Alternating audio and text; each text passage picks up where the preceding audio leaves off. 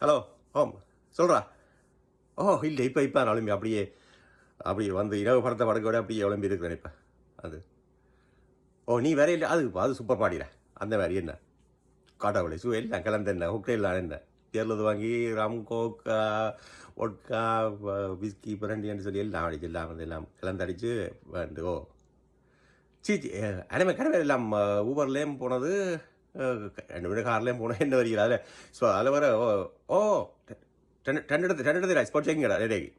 தெரியுதா ஞாபகம் இதண்டோ. நான் பஸ்ல வந்தவன். ஏன் பிரச்சனை இல்லையோ? பஸ்ல வந்து அவன் கைய காட்டி விட்டான் போ சொல்லி. அப்படியே பஸ்ல வந்தா சேஃபா போயிட்டோ.